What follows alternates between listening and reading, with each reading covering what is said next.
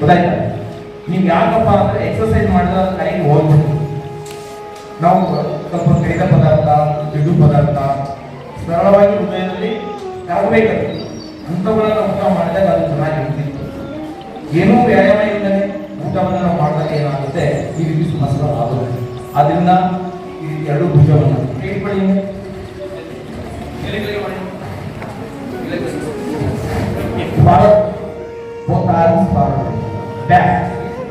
ತುಕ್ಕಡದೆಲ್ಲ ಮಾಡಿ ಏನ್ ಬಂದ್ರೆ ಕಲೀಲಿ, ತರಬೇತಿ ಸರಿ.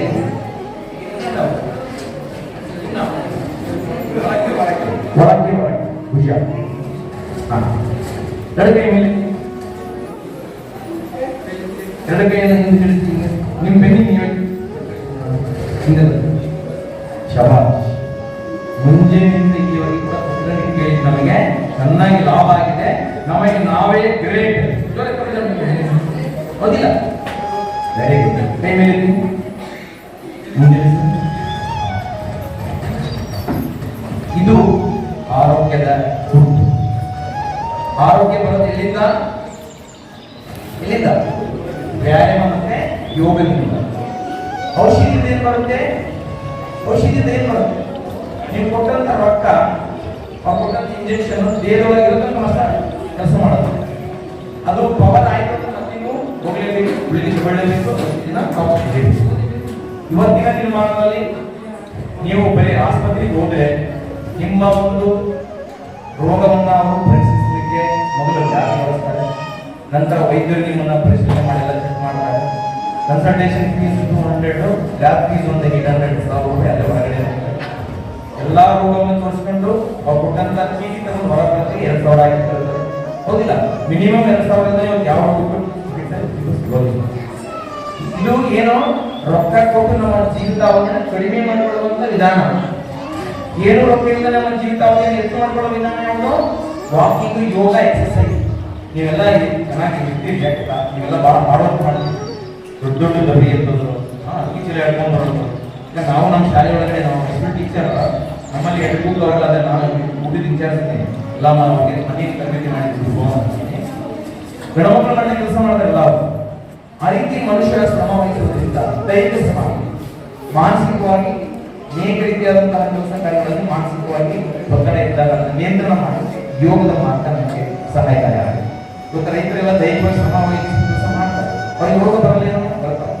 ಆದ್ರೆ ಮಾನಸಿಕವಾಗಿ ಕೂಡ ನಾವು ಸದೃಢ ಇರಬೇಕಾದ್ರೆ ಇಂತಹ ವಿಚಾರಧಾರೆಗಳು, ಒಳ್ಳೊಳ್ಳೆ ಆಲೋಚನೆಗಳು, ಆರೋಗ್ಯದ ಸಂದೇಶಗಳು ಇವೆಲ್ಲವೂ ಕೂಡ ನಮಗೆ ಒಳ್ಳೆ ರೀತಿಯಿಂದ ತಿಳ್ಕೊಂಡಾಗ ಮಾತ್ರ ಏನಾಗುತ್ತೆ, ನಮ್ಮ ಮನಸ್ಸು ಸುದೃಢವಾಗುತ್ತೆ. ಸದೃಢ ದೇಹದಲ್ಲಿ ಸದೃಢ ಮನಸ್ಸನ್ನ ಪಡ್ಕೊಳ್ಬೇಕಾದ್ರೆ ಇವತ್ತಿನ ದಿನಮಾನದಲ್ಲಿ ಬೇಕಾದಂತ IAS IPS ಅಧಿಕಾರಿಗಳಾಗಲಿ ಎಲ್ಲರಿಗೂ ಕೂಡ ದೇಹ ಒಂದೇ, ಎಲ್ಲರಿಗೂ ಕೂಡ ಆರೋಗ್ಯ ಒಂದೇ. ಹೌದಾ? ಬಡವರಿಗೆ ಹೋಗ್ಬಿಟ್ಟು ಏನೇ ಬಡವನಿಗೆ ಎಲ್ಲಿ ಹೋಗ, ನಾವು ಹೇಗೆ ನಮ್ಮ ಜೀವನ ಶೈಲಿಯನ್ನು, ನಾವು ಹೇಗೆ ನಮ್ಮ ಜೀವನದ ಪದ್ಧತಿ, ಊಟದ ಪದ್ಧತಿ ಆಗ್ಬೋದು, ಮಲಗೋ ಪದ್ಧತಿ ಆಗ್ಬೋದು. ರಾತ್ರಿ ವರೆಗೆ ಮಕ್ಕಳು 12 1 ಗಂಟೆಗೆ ಹೋಗ್ತೀರ. ಕೆಲಸ ಮಾಡಿ ನಡ್ಕೊಂಡು ನೋಡ್ಕೊಳ್ಳೋದು ಬೇರೆ, ಮೊಬೈಲ್ ಟಿವಿ ಧಾರಾವಾಹಿ ಮಲಗೋದು ಬೇರೆ. ಹೌದಾ? ಮನುಷ್ಯ ಯಥೇಚ್ಛವಾಗಿ ನಿದ್ದೆಗೆಟ್ಟಷ್ಟು ನಿಮ್ಮ ಬ್ರೈನ್ ಬಹಳ ಡಲ್ ಆಗುತ್ತೆ. ಯಾವಾಗ ಬೆಳಿಗ್ಗೆ ನೋಡ್ಕೊಂಡಿದ್ದೀರ, ಏನೋ ಸುರುವೆ ಕೆಲಸ ಮಾಡಿದಾಗ ನಿಮ್ಮ ಹಿನ್ನಡೆ ಬ್ಯಾಗ್. ಅದೇ ನೀವು ಚೆನ್ನಾಗಿ ನಿದ್ದೆ ಮಾಡಿದ್ರೆ ಕೆಲಸ ಮಾಡಿರ್ತೀವಿ, 3 ಗಂಟೆಗೆ ಮಕ್ಕಳು ಸಾಯಂಕಾಲ ಬರ್ತಾರೆ, ಸಾಯಂಕಾಲ ಅಡಿಗೆ ಮಾಡಬೇಕು. 1 ತಾಸು ಮಲಗಂತಾರೆ, ಮಕ್ಕಳು ಸಾಯಂಕಾಲ ಬರ್ತಾರೆ, 6 ಗಂಟೆಗೆ ಕೆಲಸ ಮಾಡಬೇಕು. 1 ತಾಸು ಮಲಗಿದ್ರೆ ಕೆಲಸ ಸಾಕು. ಅದೇ ರಾತ್ರಿ 1 ಗಂಟೆ 2 ಗಂಟೆಗೆ ಒಂದು 4 ಮುಂಜಾನೆ ದಾಖಲೆ ಬಂದು ಬಗೆಯಲ್ಲಿ ಒಂದು ಅಡುಗೆನ, ಆ ಬಗೆಯಲ್ಲಿ ಒಂದು ಅಕ್ಕಿನ, ಆ ಬಗೆಯಲ್ಲಿ ಒಂದು ಉಪ್ಪು ಖಾರ ಏನಾಗ್ತದೆ ಅವಾಗ ಕೆಲಸ ಸಾಕಲ್ಲ. ಹಾಗಾಗಿ ಚೆನ್ನಾಗಿ ಊಟ ಮಾಡಿ, ಟೈಮ್ ಸರಿಯಾಗಿ ಊಟ ಮಾಡೋದು ಬಹಳ ಮುಖ್ಯ. ಏನೇ ಕೆಲಸ ಇದ್ರು ಕೂಡ ಬೆಳಗಿನ 9 ಗಂಟೆ 9 ಗಂಟೆಗೆ ಉಪವಾಸ ಮಾಡಬೇಕು. ಮಧ್ಯಾಹ್ನ ಮಕ್ಕಳಿಗೆಲ್ಲ ಊಟ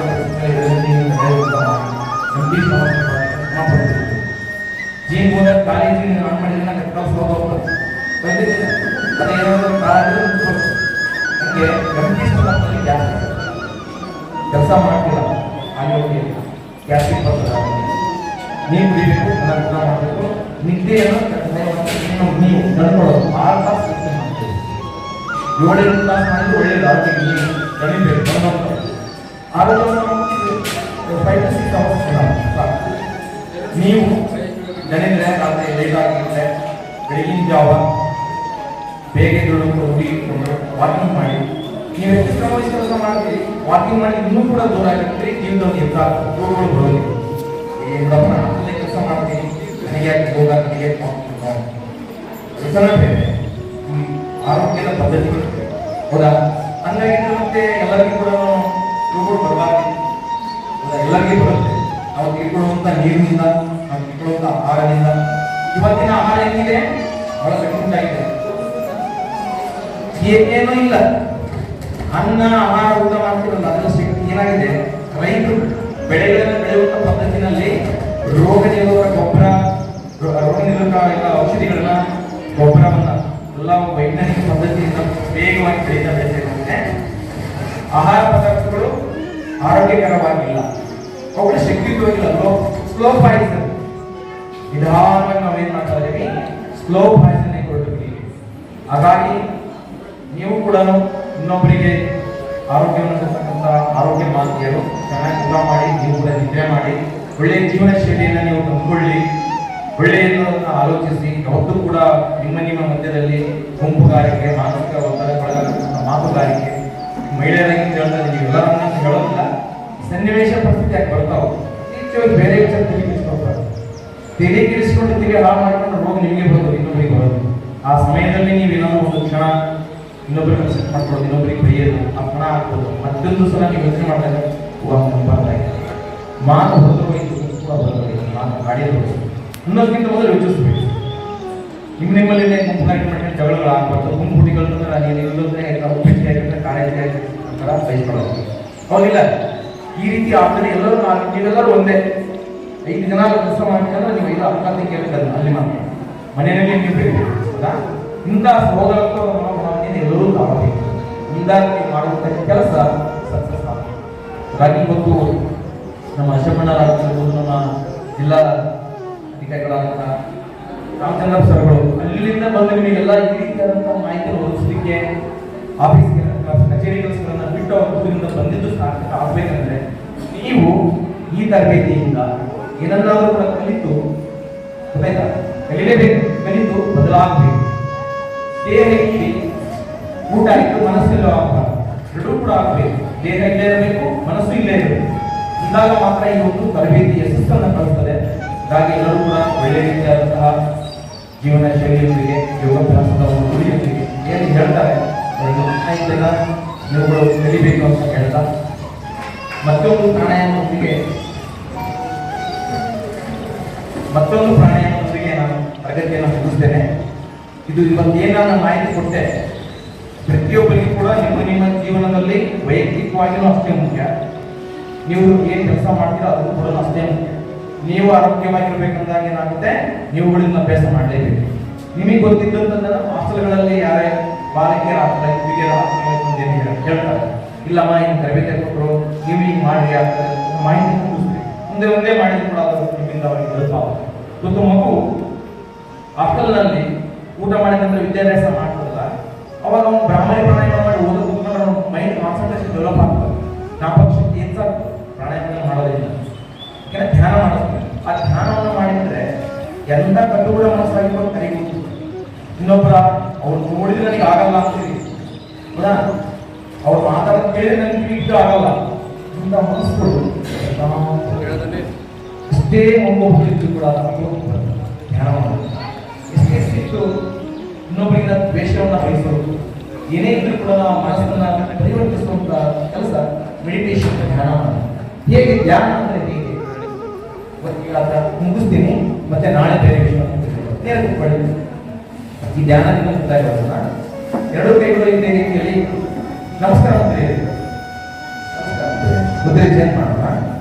ಭೈರವ ಮುದ್ರ, ಭೈರವಿಂದ ನಾಳೆ ಮಾಡೋಣ. ಕಣ್ಮುಚ್ಚಿ ಮನಸ್ಸು ಪ್ರಶಾಂತವಾಗಿ ಆಗಿರಲಿ.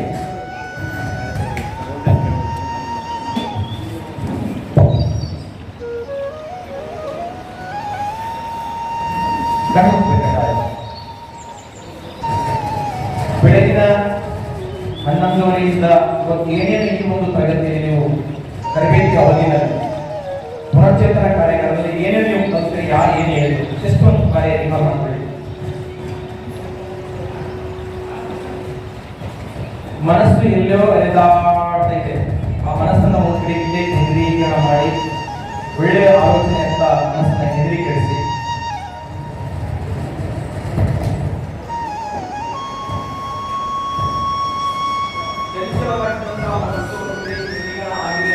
ಭಾವನೆಯನ್ನ ತಂದುಕೊಳ್ಳಿ.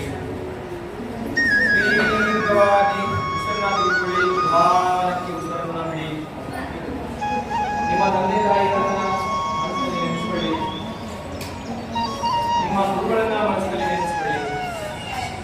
ನಿಮ್ಮ ಜೀವನದಲ್ಲಿ ನಿಮಗೆ ಯಥೇಚ್ಛವಾಗಿ ಸಹಾಯ ಮಾಡಿದಂತಹ ಆ ಉನ್ನತ ವ್ಯಕ್ತಿಯನ್ನ ಒಂದು ಬಾರಿ ಮನಸ್ಸಿನಲ್ಲಿ ನೆನೆಸಿಕೊಳ್ಳಿ. ನೀವು ನಿತ್ಯವೂ ಕೂಡ ನಿಮ್ಮ ಜೀವನ ಶೈಲಿಯಲ್ಲಿ ಯಾವ ರೀತಿಯಲ್ಲಿ ಮನಸ್ಸನ್ನ ನಿಮ್ಮ ದೇಹವನ್ನ ಕಳೆಸಿಕೊಳ್ತೀರಾ ಆ ಕೃತಿಗಳ ಒಂದು ಬಾರಿ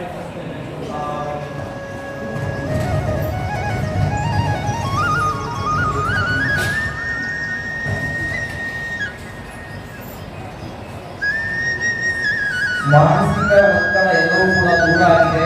ಮನಸ್ಸು ಸಂಪೂರ್ಣವಾಗಿ ಪ್ರಶಾಂತವಾಗಿದೆ. ಈ ಪ್ರಶಾಂತವಾದ ವಾತಾವರಣದಲ್ಲಿ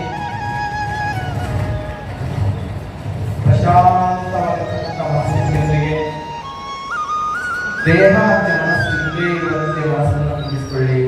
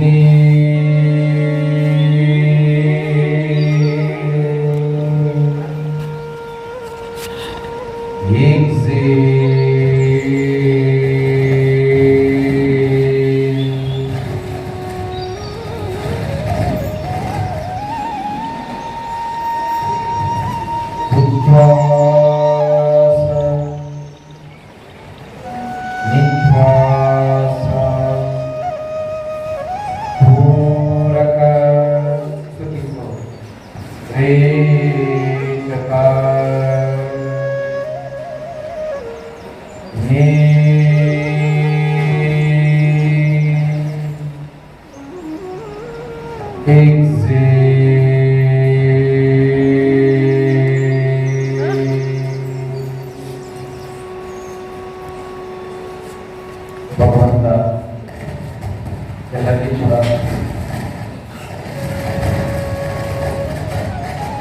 ಒಳ್ಳೆಯದನ್ನು ದಯಪಾಲಿಸ್ತಾ ಒಳ್ಳೆಯದನ್ನು ಕಳಿಸ್ತಾ ಒಳ್ಳೆಯದನ್ನು ಆರೋಗ್ಯವಂತ ಸಮಾಜ ನಿರ್ಮಾಣ ಮಾಡುವಂಥ ಮಾತೆಯವರು ನೀವು ಆರೋಗ್ಯವಾಗಿರಿ, ಇತರರನ್ನು ಆರೋಗ್ಯವಾಗಿಸುವ ಶಕ್ತಿ ನಿಮ್ಮ ಕೈಯಲ್ಲಿದೆ. ನೀವು ಮನಸ್ಸು ಮಾಡಿದರೆ ಆರೋಗ್ಯವನ್ನು ಇನ್ನೂ ಕೂಡ ಹೆಚ್ಚಿಸಬಹುದು. ಅಂತ ಮನಸ್ಥಿತಿ ಶಕ್ತಿ ನಿಮ್ಮದಾಗಿ ನಾನು ಹೇಳ್ಬೋದಂತ ಹೇಳ್ತಾ ಬನ್ನಿ. ಹಾಗೆ ಸರ್ವೇ ಜನಃ ಸುಖಿನೋ ಭವಂತು.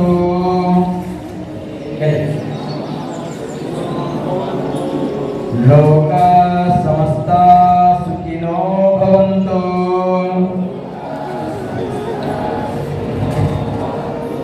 ಸಮಸ್ತ ಸನ್ಮಂಗಲಾನಿ ಭವಂತು. ಓಂ ಶಾಂತಿ ಶಾಂತಿ ಶಾಂತಿ.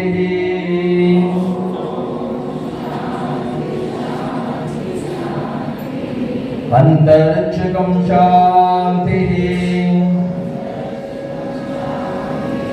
ದೈವರ್ಕ್ಷಕಂ ಶಾಂತಿ ಜೀವರಕ್ಷಕಂ ಶಾಂತಿ ಭಾವರಕ್ಷಕಂ ಶಾಂತಿ. ಓಂ ಶಾಂತಿ ಶಾಂತಿ ಶಾಂತಿ.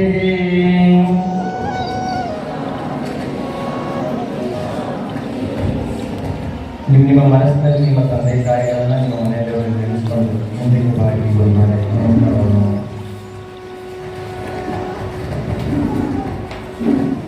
ವಿಶ್ವ ಕೈ ಉಳಿಸಿ ಆ ಶಾಸ್ತ್ರಕ್ಕೆ ಕಣ್ಣಿನ ಭಾಗದಲ್ಲಿ ಭಾವನೆಯನ್ನು ಸ್ಪರ್ಶನೆ ಮಾಡಿ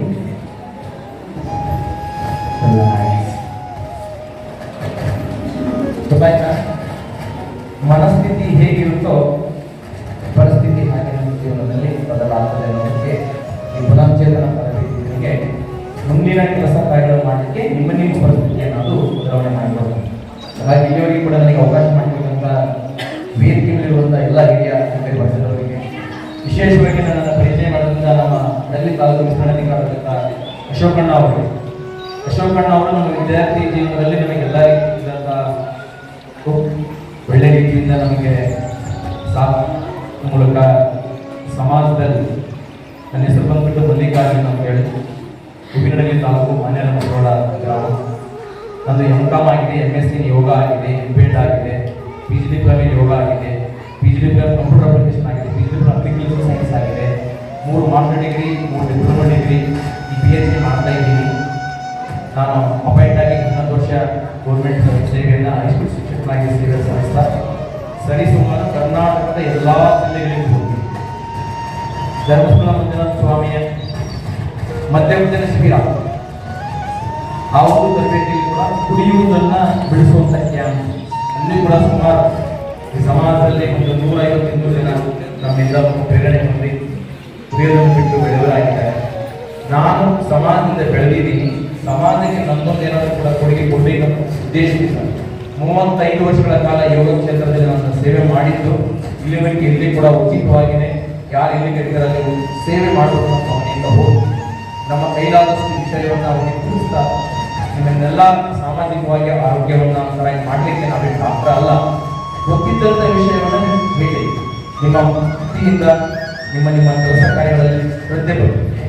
ವೈಯಕ್ತಿಕವಾಗಿ ಆರೋಗ್ಯವನ್ನು ನಾವು ಇಂಥ ಸಮಾರಂಭಗಳಲ್ಲಿ ನಾವು ಶ್ರಮವಹಿಸಿ ನಿಮಗೆ ಮಾಹಿತಿ ತಿಳಿಸ್ತಾ ಇರ್ತಾರೆ. ಅವಕಾಶಕ್ಕಾಗಿ ನಮ್ಮ ಅಶೋಕನ ಬಂಧಿಸಿ ನನ್ನ ತರಬೇತಿ ಮುಗಿಸ್ತಾ ಇದ್ದೇನೆ.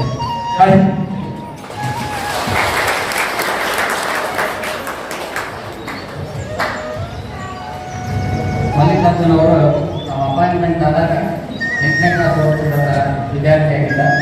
ಆತನ ಶಾಲಾ ದಿನಗಳಲ್ಲಿನ ಯೋಗ ಪ್ರಾಕ್ಟಿಕಲ್ ನೋಡಿ ಅಂದಿನ ನಮಗೂ ಕೂಡ ಮತ್ತು ಅವರಿಗೆ ಹುಡುಗಾಗಿರ್ತಕ್ಕಂಥ ವೀಸಿ ಸೋಮ ಅಂತ ಹೇಳಿ ದಿವಂಗತರಾಗಿದ್ದಾರೆ.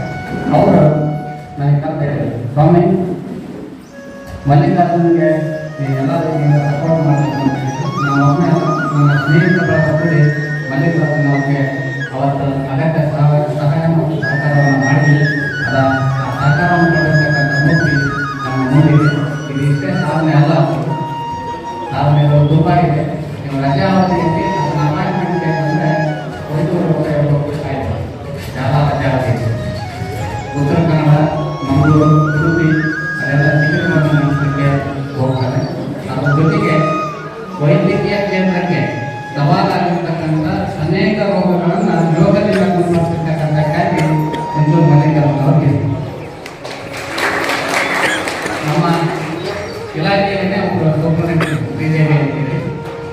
ಅವರ ಮಗನಿಗೆ ತುಂಬ ತೀವ್ರವಾಗಿರ್ತಕ್ಕಂಥ ಆರೋಗ್ಯ ಸಮಸ್ಯೆ ಇತ್ತು. ಒಂದು ಆಫೀಸ್ ಹತ್ರ ಬಂದು ಅಳಕತ್ತಿದ್ದಾರೆ. ಇಲ್ಲ ಸರ್, ಇದಕ್ಕೆ ಒಬ್ಬ ಮಗ ಇದನ್ನು ಇದು ಮಾಡ್ತಿದೆ ಇದನ್ನು ಪತ್ರೆಯಲ್ಲಿ ಸೇರಿ ಕರ್ಕೊಂಡು ಹೋಗಿ ಮಲ್ಲಿಕಾರ್ಜುನ ಪರಿಚಯ ಮಾಡಿಸಿದೆ. ಇವತ್ತು ಅವ್ರಿಗೆ ಇಂಜಿನಿಯರಿಂಗ್ ಮಾಡ್ತಾನೆ 100% ತುಂಬಿದ್ದಾರೆ.